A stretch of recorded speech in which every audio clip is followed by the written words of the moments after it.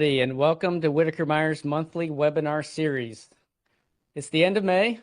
For most people, school has just wrapped up, or soon will wrap up, but it will soon be time to figure out how to pay for college, whether that's this fall or 10 years from now. Most Americans are going to have to cross that bridge. We have a special guest speaker today, Roger Lorelle. Roger founded Collegiate Funding Solutions. Since 2005, he's been helping many Americans with the confusing task of figuring out how to pay for college. He has some very insightful tips for you today. Before we do that, I'd like you to please join me in, I'm going to share my screen here. Check out our YouTube page. See if I can figure out how to put this in the chat. Chat this link to you all. Would you kindly click on that link? And if you've ever received anything of value for us, go to our YouTube page, hit the nice subscribe button here under our title. You definitely want to be connected with us on our YouTube page. We do weekly updates, lots of great information here. You want to be connected to our latest material. So do yourself a favor and do us a favor and subscribe to our page. We'd love to have you following us along there. Well, without further ado, I'd like to turn it over to Roger. He has a great presentation for you. Hope you're taking notes. Of course, if you miss anything, this will be on our YouTube page later. And during the presentation, go ahead and throw us your questions. We'll be covering as many as we can towards the end of this presentation. Roger, take it away. All right. Thank you very much, Tim. Let me go ahead and let me share my screen here and sort of get this squared away. Make sure that this presentation that I have is available and that you guys can see it. You seeing that okay on your end, Tim? You're good. Yep. Okay, you're good. All right. Let's see here. All right. Well, thank you, Tim, for the introduction, and thank you, Whitaker-Myers, for inviting me to share some pretty important information, extremely valuable information with your audience today. It's my pleasure to be here. And let me just start out. Let me give you a little bit of the lay of the land here as far as sort of like who we are as a company and how we work with Whitaker-Myers. As Tim had mentioned, I think he mentioned, I'm actually the president of the company, and I actually started CFS about 20 years ago. And we're a provider of, if you will, a leading provider of specialized capability for financial advisors like, Whitaker-Myers. We provide them with specialized college planning software, tools, educational content. They even have access to subject matter experts here. In other words, we work primarily with financial advisors, helping them fill a pretty big void in most advisors' service offering. And that void is quite simply that most advisors, when it comes to college planning, all they really have to offer their clients is savings. And we recommend you save for college. Here's a 529 plan or an investment or something like that. And unfortunately, really for the clients, the parents, you and me, it's not really sufficient. It doesn't really get to the real urgent concern for most parents, which is, quite honestly, how do I pay for college? How do I send my kid to the right college for the right reasons at the right price without going broke? And that's a lot more than just, I need to be saving for college. We all know you need to be saving for college. And it's also the fact that most people are not saving up to the amounts they need to pay for college, whether it's 1, 2, 3, 4, or more years. I got 5 kids, and it's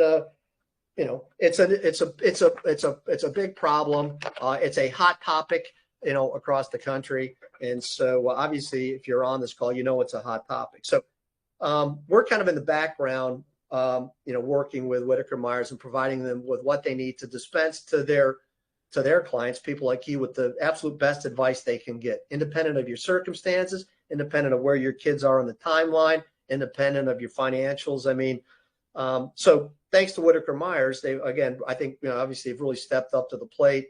And part of that, of course, is the invitation that they made for us to come in and give you this presentation today, which I'm going to launch into here in just a second. I'm going to go through this, probably going to be about 40 minutes or so. it's definitely going to be jammed with a lot of great insider stuff that some of it you might be aware of, a lot of it you're probably not, but there's a lot of great information that you can sort of take in here and sort of run with. But the way I always look at it when it comes to a presentation, you've got educational content, and then you've got, application of the content. It's the application of the content where Whitaker-Myers can really help you guys, I think, in a big way. And what I'm going to recommend, and I hope you'll do this, Lindsay, if you haven't already, put a link to your college planning site. I'm going to recommend that subsequent to this presentation, that if there's anything in here that appeals to you at all, and I would say if you've got college-bound kids that ought to appeal to you, schedule a consult with Whitaker-Myers. I can absolutely assure you that no matter what your circumstances are, they're going to help you do a better job than you probably would on your own. Okay. And this is just really going to kind of get you educated, get you moving in the right direction. But that's the important next step, is to take this education and apply it to your own family circumstances. And that's really going to be the next step. So let's sort of jump in here. Every family situation is different. I kind of talked about that. So there's not, a one size fits all situation for sure. College is a huge investment. For sure, the sticker price of college is crazy. We wouldn't have a student loan debt crisis like we have if college wasn't really expensive, right? And people weren't, unfortunately, borrowing tons of money to pay for college, probably in a lot of cases needlessly. The whole admissions and financial aid, it's a very complex minefield. Most people go into it very blindly, even if they've perhaps gone to a financial aid night at their high school, and those are going to be, quite honestly, a very limited benefit to families. So what we want to do is we want to sort of unpack some things for you. And here are the topics I'm going to talk about. A little bit about, what are college costs doing in the landscape right now. I want to help you connect some things with respect to college and retirement. I think this is a really important topic that merits a little bit of time on helping you understand the opportunity cost with respect to college and retirement. I'm going to cover some basics, kind of think of that's going to be a little bit of a college planning 101. That's a primer that you need to understand in order to ensure moving forward that you're going to achieve a best outcome for your family. There's just some basics you need to know. I'm going to cover the basics. I'm going to give you some great tips for reducing college costs. I sort of think of these as the low-lying fruit on the tree of cost-cutting opportunity. I'm going to save you maybe a lot of heartache there, and perhaps untold hours of, for those of you that would even be inclined to do it, untold hours on the internet trying to figure this thing out. Talk about some mistakes to avoid. Good planning is not just what to do, but it's what not to do, right? So that you don't sort of shoot yourself in the foot. I'll talk a little bit about admissions and financial aid, and then we'll just wrap it up at the end there. So that's my agenda. So let's jump in, talk a little bit about what's going on in the landscape. And I think we all know, obviously, college is expensive. Public. You guys, I'm in North Carolina. I think Whitaker-Myers is, I think, headquartered in Ohio. So these people, you all could be in different parts of the country, but these are averages, right? The average 4-year cost of a public university, that's in-state public university, is about $100,000. If you're thinking about sending your kid to an out-of-state public university, which a lot of people think of doing, which I will get to, but that's a really bad idea. If you want to get a good deal for college, never send your kid, at least anymore, to an out-of-state public university. You're going to pay about twice as much. And then, average private college, $235,000, that's for 4 years. But most kids aren't getting out in 4 years, right? So that's a challenge. And there are many, many colleges. This is just based on the data that we track. Many colleges that are over $50,000 a year. And then the college that my daughter goes to, she goes to a private college up in the Northeast, that's over $80,000 a year. Sticker price. We're going to get beyond sticker price. I'm going to help you not be afraid of a sticker price needlessly for colleges, but that's what they are. And again, that's just one child. And so it's sort of no wonder that according to Gallup, most parents with college-bound kids under 18, they worry more about college than any other financial matter. Now, if you're a client of Whitaker-Myers, you probably engage with them, I'm guessing, because of retirement, right? Even though you had kids, but the most immediate concern, and I can certainly speak for my own family circumstances, I'm thinking a lot more about not only my daughter that's in college, but my next child that's going to be going to college next year. I'm thinking a lot more about that than I am about my retirement. And I'm not unusual in that respect. So I think we're probably all sort of in the same boat if we got college-bound kids. It's going to be the #1 financial concern. And, one of the big issues people are concerned about, and rightfully so, is, taking on student loan debt. I can tell you, having dealt with, well, I've been doing this over 20 years, right? And dealt with countless parents and advisors. And it's amazing the sacrifice that parents will make for their kids. And you know what I mean? You love your kids. We want them to be successful. We'll do things that perhaps don't make a lot of sense. And that might be taking on needless debt, rating their retirement, just whatever they think they have to do to help Johnny or Sally be successful. And you can see this little quote right here, sort of the middle class. And I don't know if this necessarily describes people that are on this call, but the middle class as it relates to college planning could be people making up to $250,000 a year, perhaps even more. It's really challenging for these people if they don't know what they're doing, if they don't go into this process, educated. They may make some really bad decisions on not only where their kid goes, but how they end up paying for college. And that can have lifetime consequences, right? I mean, taking on a lot of debt can really curtail future financial options, not only for parents, but for the kids too, right? They can't buy a house, or and then you think about graduate school, and then it gets crazy, right? The amount of debt that people end up taking on, and we want to help them avoid that. This sort of dilemma here, I've really sort of talked about it. On one hand, you want to retire in financial dignity. On the other hand, you want to help your kids pay for college. And I would think that probably applies to the most people on this call. They're both very emotional. I think in most cases, the kids tend to win out. But I like the scale because, the heavier the scale is on the college side, probably the less you got on the retirement side.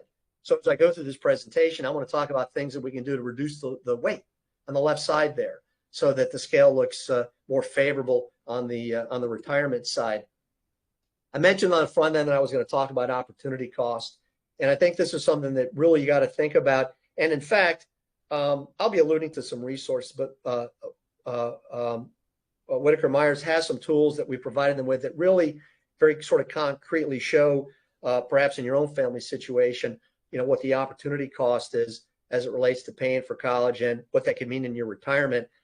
This is basically just showing, if you looked at those average public and an average private, how much that is out of your retirement over the course of 15 to 20 years. Sending your kid, let's just say, sending your kid to a 4-year private college. This is kind of a middle of the road, $235 over 4 years. In 20 years, that's $750,000 out of your retirement. So that's a lot. Not to mention if you take on any kind of debt, that would sort of exacerbate the problem.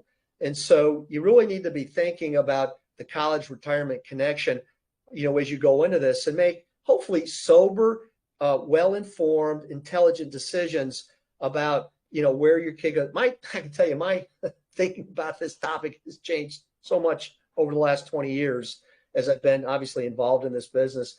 I see college much more now as from a buyer. They're the seller of an education. We're the buyers. My job is to get the best deal for my kids, for my finances, in a school that my kid's going to get it. Obviously, you want your kid to be happy, and that's an important part of it. But I think there's too much on the line to make imprudent financial decisions about where your kid goes to college. I'll be talking about some of this because this slide right here really sort of addresses it, at least from the retirement standpoint.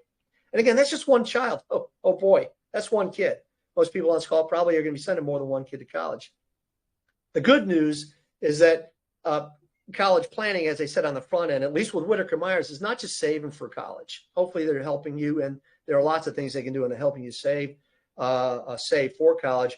But it's also how you're going to save on the cost of college. And again, we may have people with different sort of dynamics. We may have just W-2 employees on this call, maybe single-family households, business owners, high-salaried executives. Doesn't matter what your situation is. There is something for everybody when it comes to really qualitative college planning. It's really sort of knowing what the ins and outs are of a pretty complex topic and then applying them to your circumstances. And so I'm going to be getting into some of those things here. A lot of this would be obviously beyond the scope of a 40-minute presentation. I just want you to know here that independent of what your circumstances are, that there are ways that you can probably going to achieve a better outcome, because there are a variety of strategies, that people can implement independent of, again, what their circumstances are.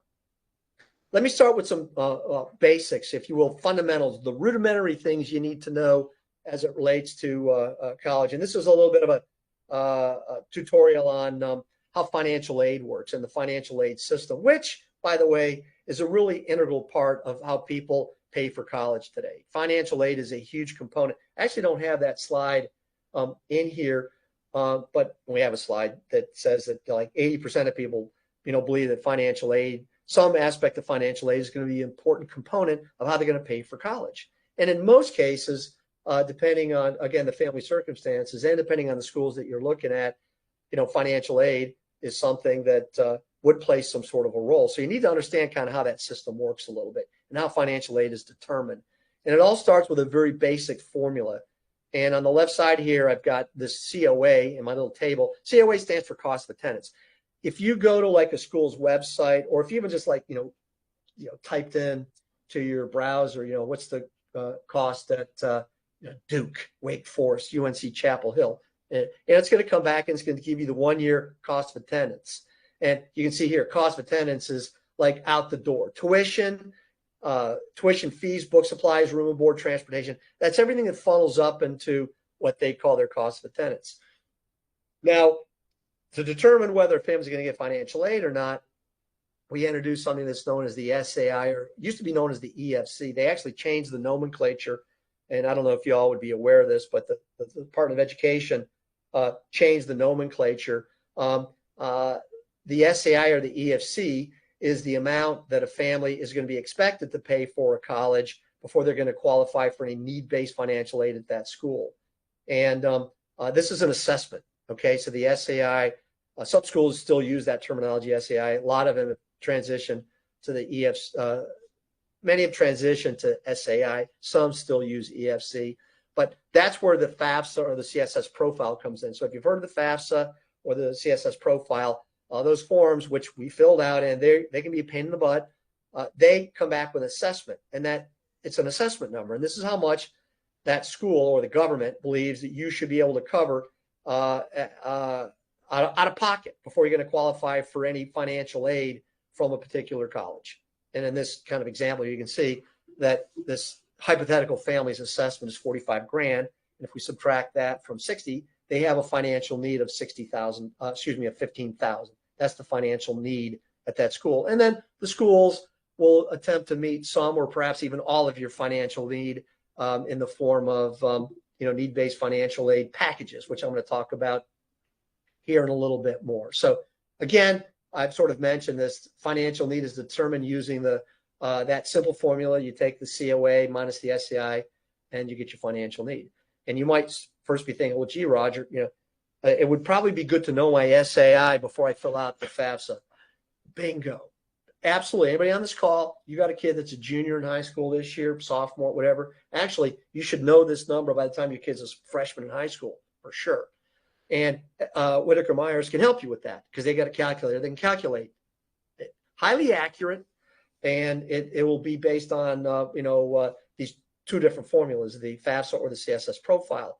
But again, schools use this to determine your eligibility at that school. It's going to look at the parents' income and their assets and the student's income and assets.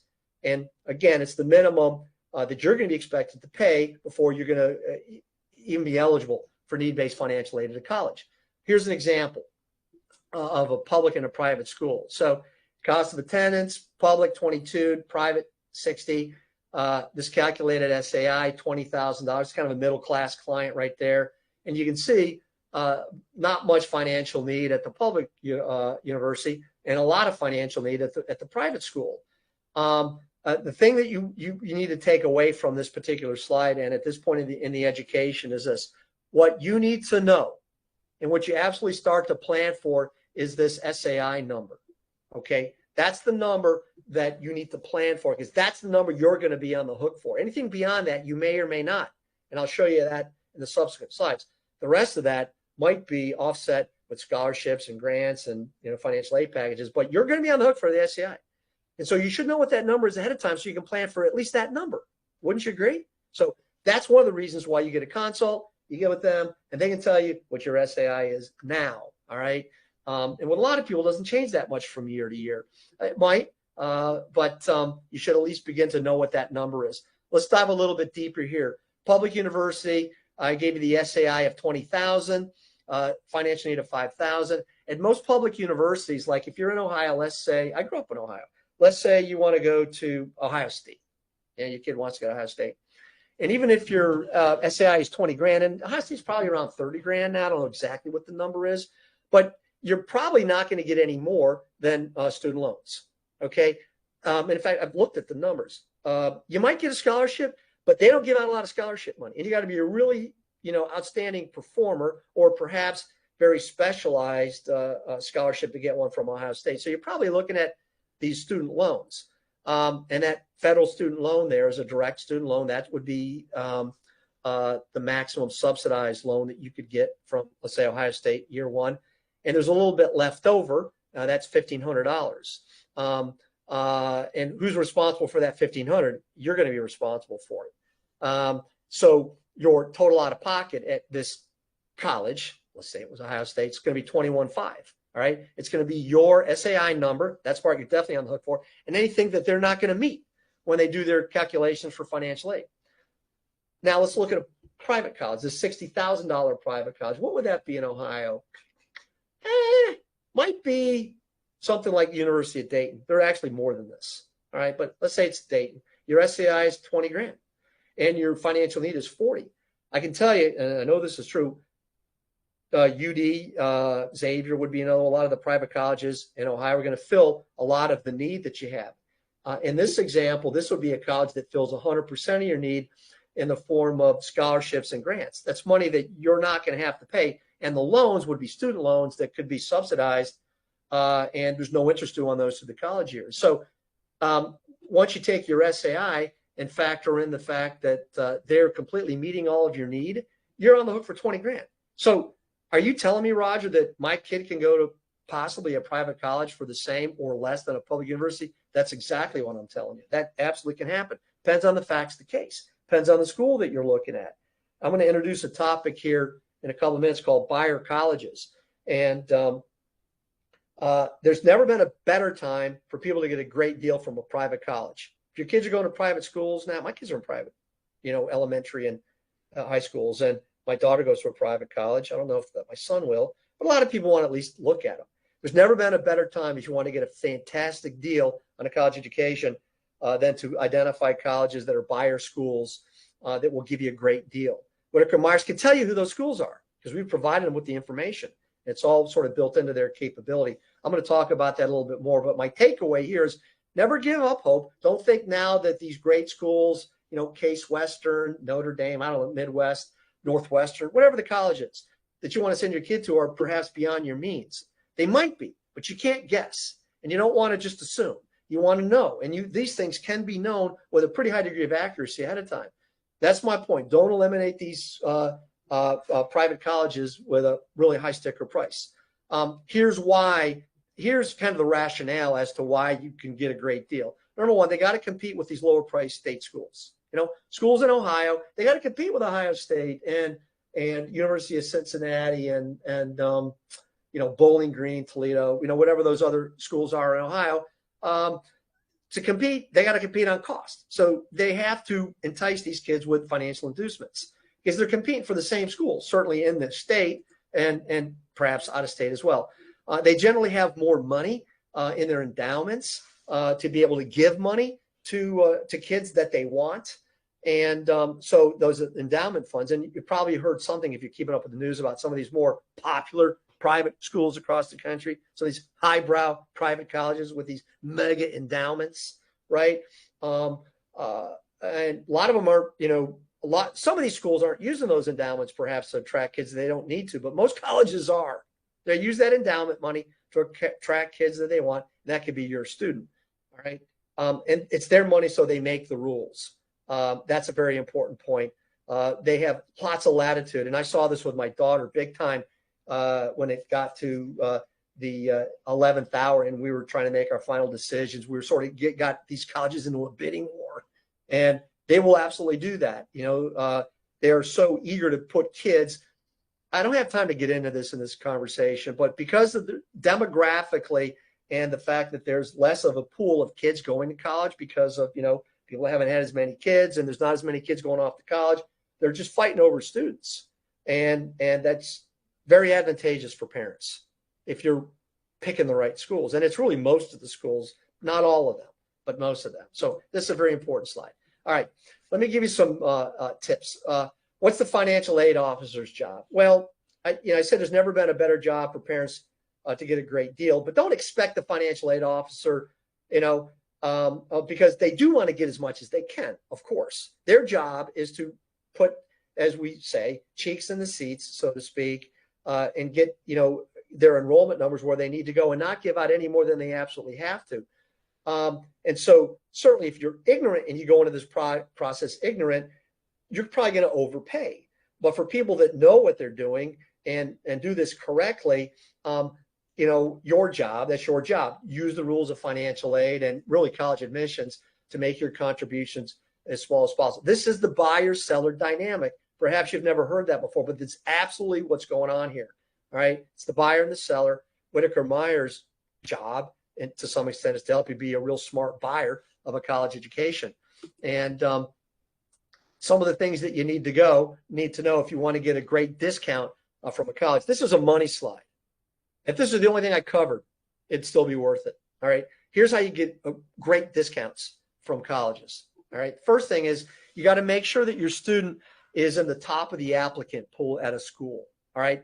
A lot of people say top 25%. We always use top 20% of the applicant pool because those are the kids that colleges want. Those are the ones that make them look better in the rankings. There's lots of reasons why they want kids at the top of the applicant pool. And they're the ones that are going to get the most scholarships or the better financial aid packages. And first of all, they're going to get admitted. Okay.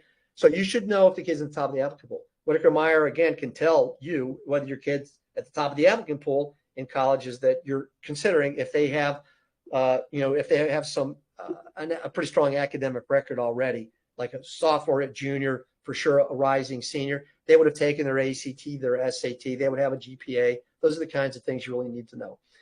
Include buyer colleges in your list. I've used that term buyer. This is third-party research that's been done that has designated hundreds of colleges, many hundreds of colleges as buyers versus sellers. Buyer colleges are colleges that will use their money to attract kids to their school through tuition discounts. Seller colleges are colleges like the real, let's see, what would be a seller college in Ohio? Maybe Denison. I'm not sure. Generally, they're more the higher, rigorous, more popular. Like in North Carolina, buyer college would be Duke. They turn away way more kids than they let in. All right, Wake Forest. They turn away way more than they're not buyer colleges. Now, if you're going to get financial aid at those colleges, you'll still get probably a lot of financial aid. But this would definitely apply to people where you're not getting financial aid. These buyer colleges, they'll give tons of scholarship money. So for those of you perhaps that are, let's just say you're making $500,000 a year, you're definitely not getting any financial aid, but you still want to, really reduce your out-of-pocket college costs. Make sure you're putting buyer colleges in your college list.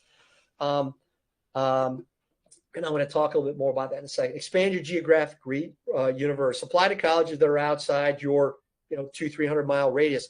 A lot of colleges want kids from other areas, and they'll pay to get them there. All right, and you can get great offers from colleges that are outside of your geographic area, and then you can begin to create something known as leverage. Something that my family did big time for my daughter. Leverage is you being in the driver's seat. Leverage is when you get a great couple of offers from colleges that you've applied to. And they could be colleges that maybe your kid is not all that interested in going to. I told my daughter, Catherine, I said, Catherine, here's some of the schools you're going to be applying to. But Dad, I'm not interested in those schools. It doesn't matter if you're interested. I know that you're going to get a great deal. And we're going to use those award letters from those colleges as bargaining chips against the schools you really want to go to see if we can get those top choice schools to sweeten the pot. That absolutely works. Maybe not in all cases, but that is a well-known strategy that almost every family can employ. All right, create leverage, putting the right schools in the mix. If you have, like I've got a son that's a junior, if you got like a student that's a junior and you're going to be building your list of schools, you're going to definitely want to put a lot of these buyer colleges that are in the list, and Whitaker-Myers can help you with that. They can actually tell you who those buyer colleges are, and actually they can let you know what schools would give you the most money through a specialized report they have. Complete the financial aid forms.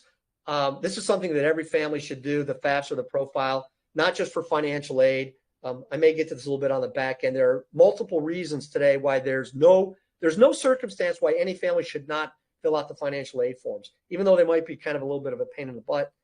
You can do it yourself. There's lots of financial aid form filing services that are out there if you want to use them. Whitaker-Myers has access to one through us if they have clients that want to use it.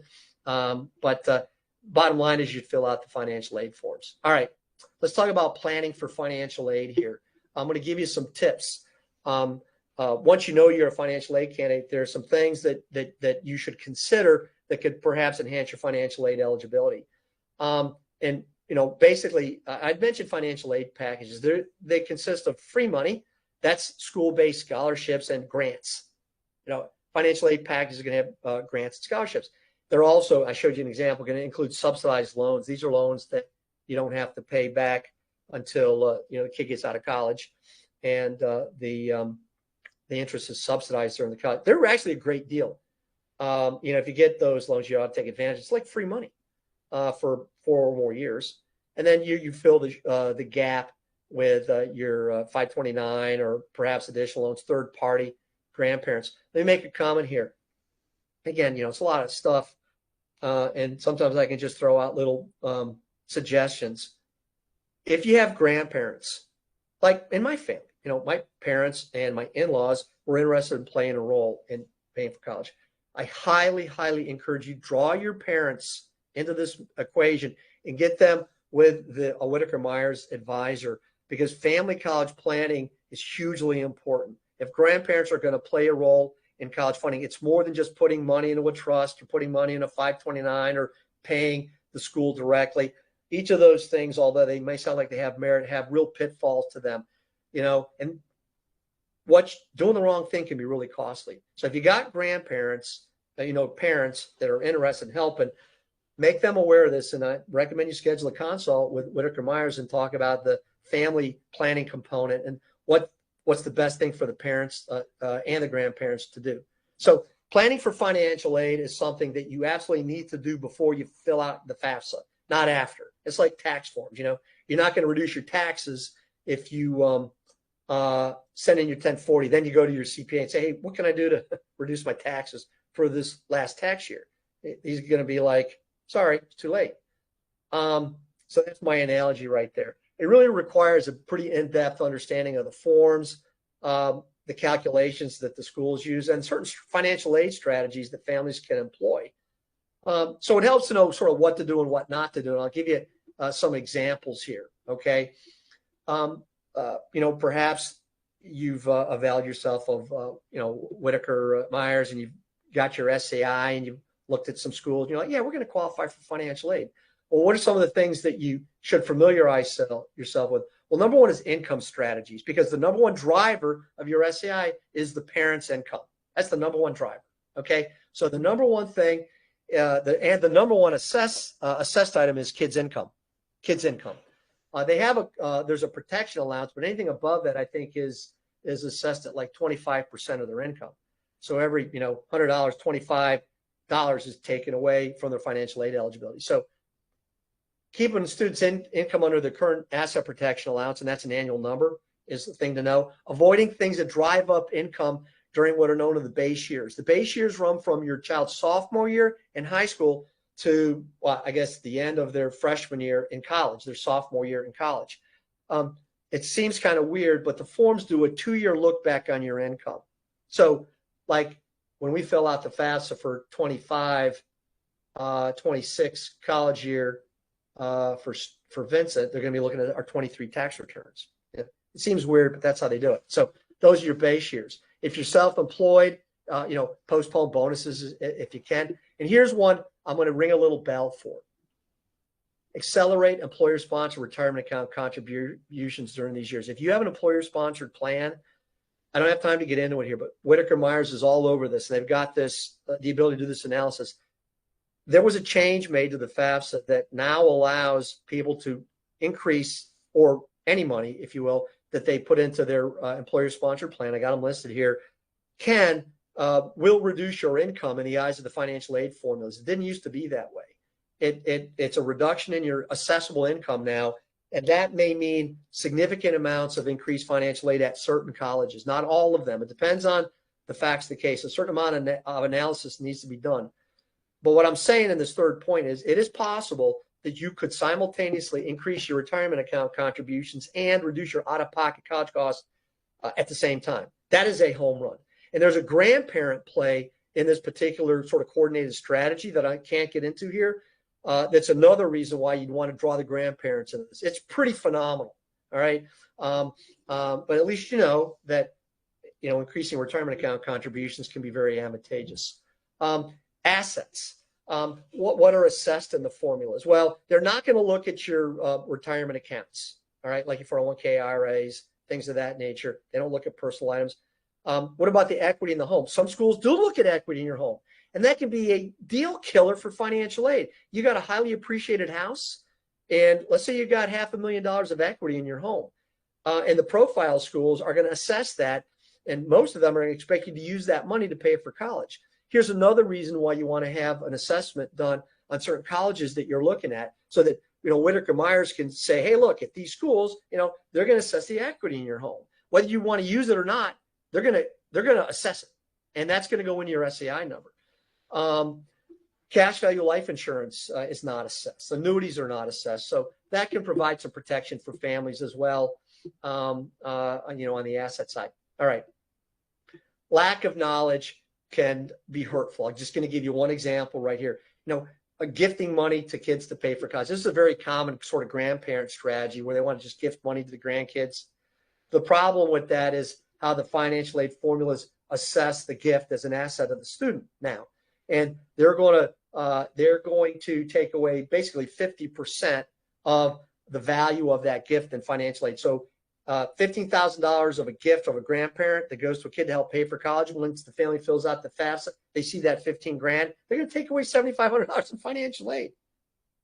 You see how knowing a little bit makes a big difference when it comes to this kind of stuff? And there's countless strategies like that. Okay, you high income earners out there, I want you to know most of the clients that we deal with, because we're dealing with financial advisors and their clients, most, not all, but I'd say the majority of their clients are very high income earners. And the good news for high income planning families, there are many strategies that you can implement. They have nothing to do with financial aid. Okay, they have to do with scholarship strategies, tuition discounting, and all these other strategies that are kind of highlighted on the page. Your cash flow, income asset planning. If you're a business owner, there's tons of IRS opportunities for you to write off education expenses. There are gifting and tax credit, and there's tons of strategies that are little known. Most people don't know anything about these strategies that actually could add up to more than a really generous financial aid package for a family. So if you're a real high income earner, business owner, all is not lost. And in fact, unfortunately, you might be, unfortunately, because the system doesn't seem kind of fair, unfortunately, you may end up with a better outcome than the middle income family. So don't think that just because, you're perhaps doing great financially, that there's not planning strategies for you. They are, and they're available through Whitaker-Myers. All right. What about savings? All right. I'm just going to talk about this briefly. What is the right option for your circumstances? Is it necessarily a 529 plan? Maybe or maybe not. All right. But the ideal candidate, as we have always addressed college savings, is you need something that's going to exceed the college inflation rate, which is higher than the regular inflation rate. Something that will grow tax deferred. Something that would perhaps give you tax favored access for college. Now, 529 plan can do that, but there are other plans that could do that as well. They should be favorable for financial aid candidates. 529 plans are actually assessed by the financial aid formulas, not as punitive as they used to be. We've always believed that you should have something that can be used for college and retirement as needed with no penalties. the problem on these specialized plans like a Coverdell or a 529 is they're very restrictive. There are tons of loopholes. And it's the loopholes that end up, hurting families. And then something that's tax favored access for retirement. There are ways to get all of these things, and they're not necessarily a 529 plan. So this is why it really makes sense to get with an advisor that can help you assess other options. Could be 529. I'm not saying it's not. I just want you to know that they've been over promoted, in my opinion, and overhyped. And so many people think that, well, that's the way we go. That's, that's the best option because that's all they know. Well, now you know that they may not be the best option. They might be, but a little analysis will go a long way in figuring out what's really the best solution for your family. And that's what I'm saying there. All right. Last few minutes here. I want to talk about big mistakes that families make that we've seen over 20 years. All right. And hopefully you all won't make any of these mistakes. I make too much money. So I'm not going to file the FAFSA forms, or I'm not going to get any financial aid, or there's nothing you can do to help me. I already addressed that all through the presentation. That has nothing to do with college planning, how much you make. There's really something for everybody on the college planning side. Rushing through the process. This is something that has to be done methodically. It's something that has to be done well thought out. It's something we're getting help from a professional like Whitaker-Myers, to do this methodically and have a plan in place. The last thing you want to be is really reactive. You get to your kids. This is how most people do it. They get to the kids' senior in high school, and I've lived through it. My God, the months go by so fast when they're in high school. And then the next thing you know, you're filing FAFSAs and you're just scrambling. You're scrambling. Don't scramble. Start now. So you don't have to scramble. Scramble is when you make mistakes. And those mistakes can be mega costly, especially if you fill out the FAFSA, if you make mistakes on those forms. That can be crushing. It could eliminate your eligibility for financial aid. Applying to too few schools. I've mentioned this concept of buyer colleges, leverage. You have to apply to a certain number of schools, and they need to be the right schools, in addition to the ones you really want to send your kid to. You have to do this strategically. And we have found that, generally speaking, it needs to be more than 6 schools. Picking the wrong schools. I'll give you, what would be the wrong schools? Here's an example. My kid's going to go to an Ivy League college. That's it. I'm not even going to consider anything else. And not putting any other schools in there. Well, they're all going to be seller schools. You're not probably going to get a nickel from it. You're probably not going to get any even scholarships because they don't give scholarship money because all the kids are scholars. You're not getting any financial aid, and your kid might not even get in. And, your hopes are really going to be dashed. So you want to have top choice schools and then build out other schools. We have found from experience and in talking to a lot of professionals that most kids, once they go off to college, are pretty darn happy with the school they end up going to, even if it wasn't their dream school to begin with. So keep that in mind. Assuming all financial aid is the same is big. Not all schools are created equal. Some schools are very generous on financial aid. Some are very, they don't have much to give at all. You should know this ahead of time. Again, that information is available through Whitaker-Myers at the schools that you're interested. They can run those reports and tell you which schools are going to be the most generous. Not knowing the financial aid formulas, I sort of commented on that a little bit earlier. Hey, is the school going to assess equity in my home? How are they going to assess my business? How do they assess my retirement accounts? Knowing how the formulas work is key. That stuff is actually built into the tools that Whitaker-Myers has through us. Not applying at all. That's not applying the FAFSA, not submitting the FAFSA profile. All families should do this irrespective of their circumstances. It's not something like your CPA or tax preparer is going to do. They're not very well educated. You can do it yourself, but if you're not going to do it yourself, you should get a professional who specializes in like financial aid administration to make sure that everything is done right. Because it's a pretty complex topic, and if you're not keeping up with it, and most CPAs aren't. My CPA doesn't, for sure. He doesn't touch this stuff. You want to make sure you're getting somebody who knows what they're doing. Here's one: responding to a college offer too soon. People get really giddy. They get an offer from a school, even their top choice school, and they want to jump on it. Don't do it. You got till May 1. Use all of the time that you have. We used the leveraging strategy a couple days before May to get an extra $15,000 of scholarship money for my daughter. That's right. Extra, actually, I think it was $16,000 of scholarship money from the college she goes to now, just by not immediately responding to their offer and then throwing some bargaining chips on the table and waiting to see if they would respond. It was almost comical to see how these schools will respond quickly. Because again, it's much better for them to give up a little bit of money than to not have that kid come there. And foregoing expert help. Well, that's where Whitaker-Myers comes in. Obviously, y'all can take this, do it on your own, but I recommend there would be no reason for you not to do a consult with them and to see how they can help you with a lot of the stuff that we've talked about. I want to put these up here real quick because this comes up a lot. Very high income families feel like, hey, I'm not going to get anything, so I'm not going to bother to fill out the forms. Sort of ironically, you want the schools to see your ability to pay. They want high income families coming to their school because those are the kids that are most likely to stay there, to graduate in 4 years, and to be contributors. They think about this very strategically. All right. And it's nothing for these schools to give away 10, 15, 20, 30 grand to someone who might be quite wealthy on paper to get their kid to come there. Now, would you have thought that? Isn't that kind of cool now that you know it? So that's one reason why it's almost like the better off you are, the more you should fill out the FAFSA and the profile. All right. But for these reasons right here, they won't know your finances unless you fill it out on the financial aid form. And sometimes merit scholarships can be tied to those. I'm going to wrap it up here the last couple of minutes here. These are things I've really sort of talked about already. It can be overwhelming for a lot of families. You can go it alone. There are websites. You can go to the College Board website. I don't keep up too much, honestly, with the DIY resources. I know the College Board has a very good resource if you want to DIY some of the stuff. But it's going to take you a heck of a lot of time, effort. You're going to be practicing on yourself, which I don't feel like is ever a good idea when it comes to finances. Too much riding on it. Or you get professional help from people that can help you. Obviously, I'm pointing you in the direction of the professional help because it's available to you. And I think you ought to at least get a consult with Whitaker-Myers. Now, sort of bottom line, let's make smart and informed decisions that are in your family's best interest. Roger, what if Sally's only in 6th grade? It doesn't matter where you are on the timeline. You're more in the accumulation phase. Let's make sure you're doing the right thing in the accumulation phase. What if our kids are just newborn and we want to start a plan that makes sense for them? Well, same thing. Doesn't matter where you are on the timeline. That's what I want to let you know here. Okay.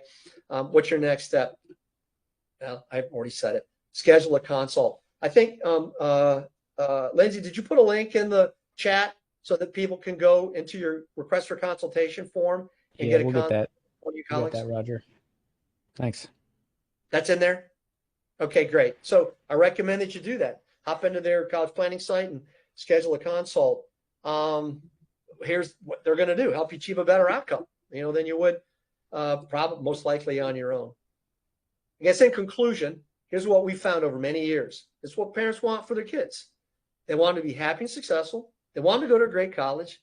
They want lots of free money. They want to keep their promise, which is, hey, you do the work, we'll help pay for college. And they don't want to do it. They want to do it in a way that doesn't, end up with them going broke in the process. And we found that people want a lot of help. I'm just going to end on this slide right here. Procrastination is a killer, folks. In any kind of financial planning, it really is. Obviously, retirement planning, the longer you wait, the least outcome.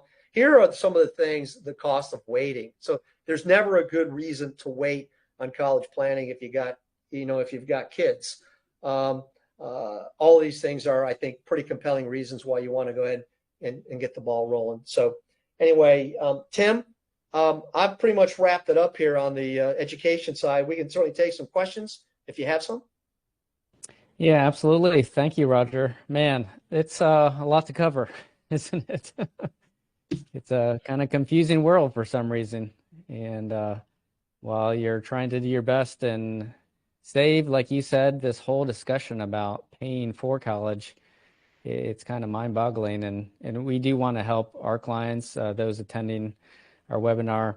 I'm throwing the link to our special website on the Q&A page. You can probably see that under Q&A. And while you're there, why don't you throw in a question of yours and send that over, and we can ask Roger while we still have a few minutes left here. And Roger, just go ahead and push stop sharing, and then we can chat. All right, with there you go. Stop sharing. folks. I'm even going to turn my video on here.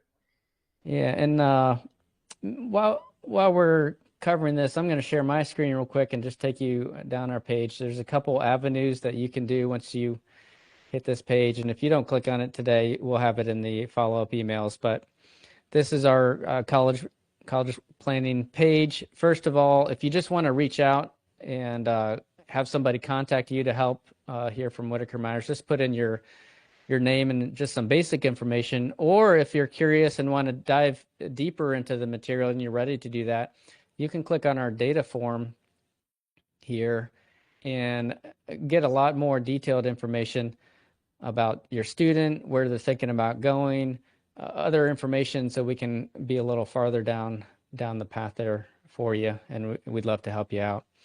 And Tim, if I could make a comment about that diagnostic form, for it. a lot of people are on the webinar, and yeah, I cover a lot of it, perhaps a little bit like drinking out of a fire hydrant, right? But man, it's a complex topic, and it is. The good news is that there are solutions to families' situations, and you have the ability to help these families. So I know I covered a lot of stuff in there, but these are the kinds of things that need to be addressed if you want to get a great outcome. That data form that he showed you, for those of you that do want to get a consult, I highly recommend it. It's a really great diagnostic form that allows Whitaker to run all kinds of great scenarios for your family. And that will allow them to create a lot of value for you. But everything starts with data collection.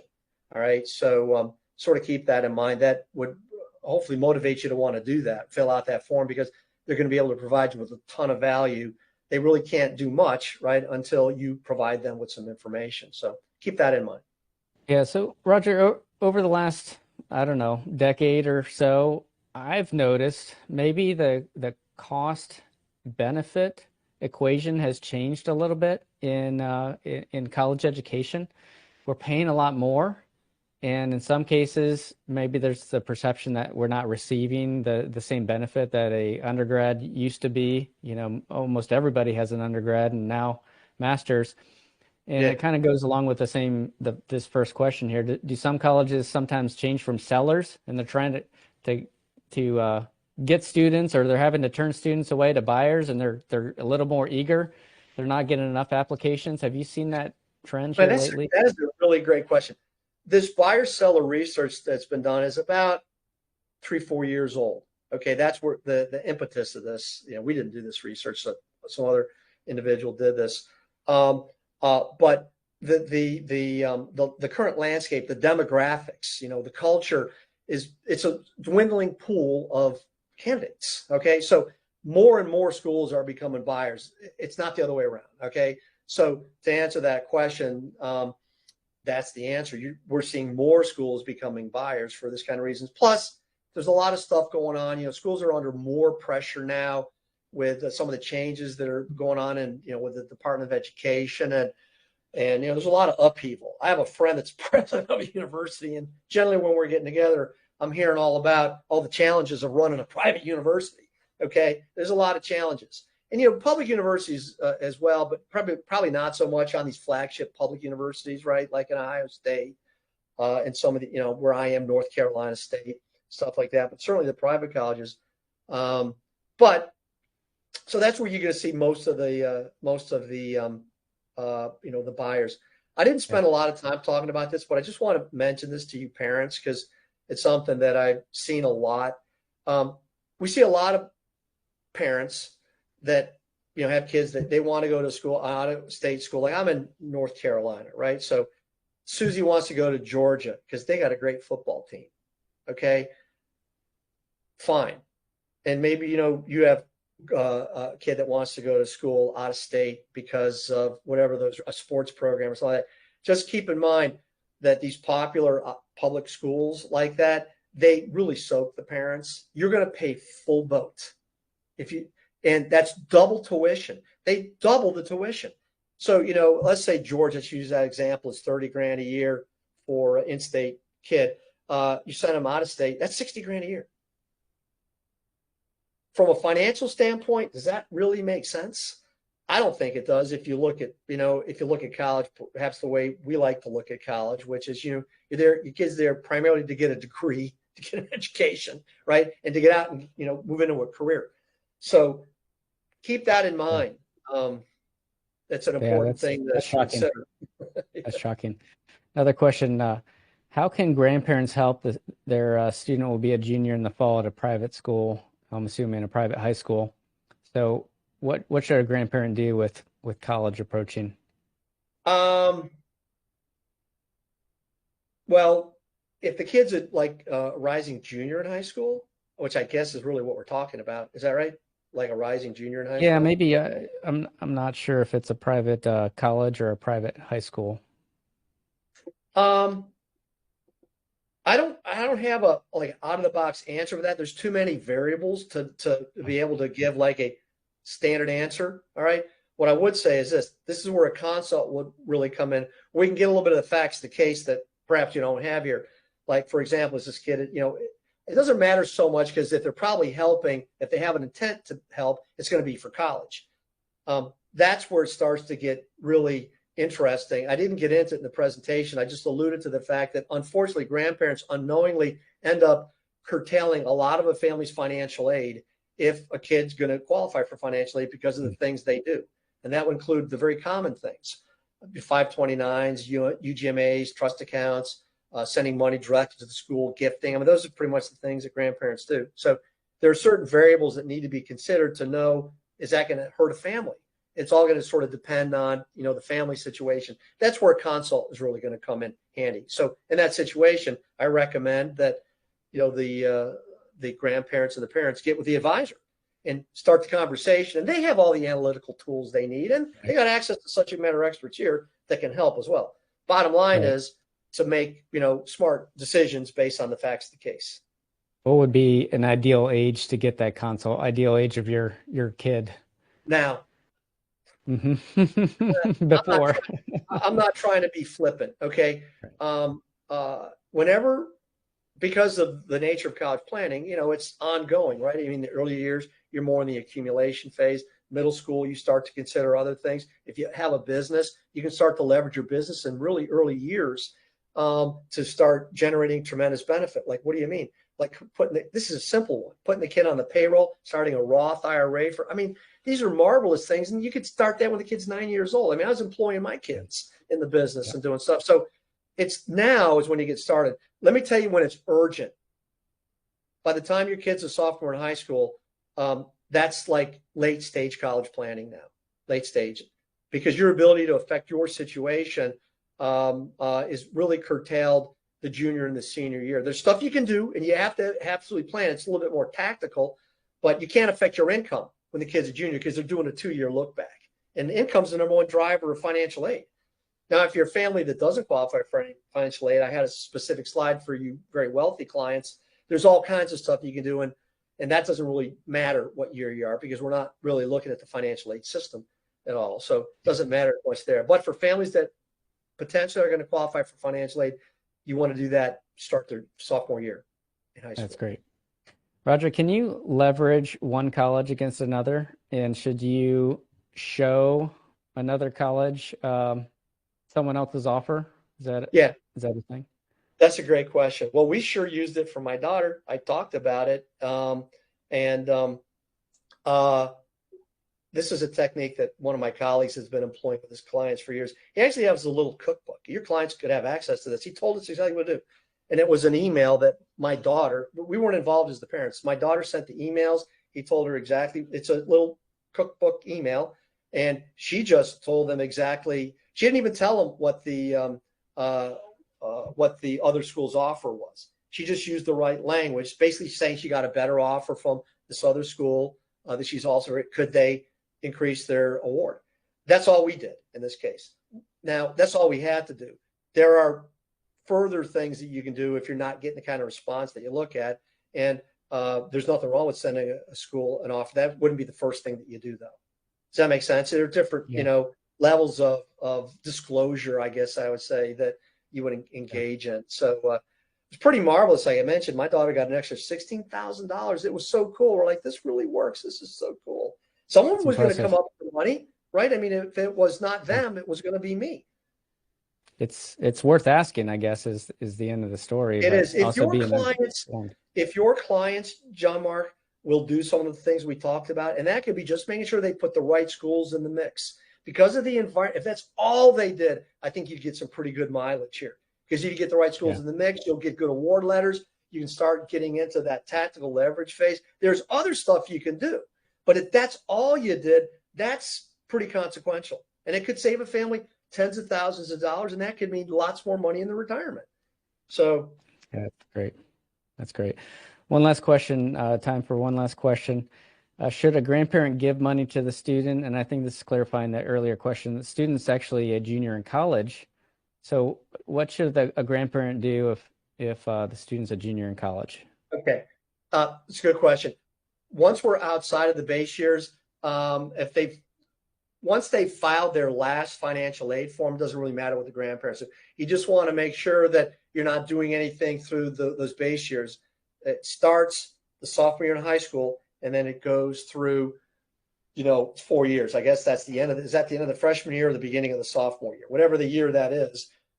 After that point, it really doesn't matter because all the forms have already been filled out. Okay. The only caveat to that is this: if the grandparents are going to give the kid money, because assets are put on the form at the time right before the form is submitted.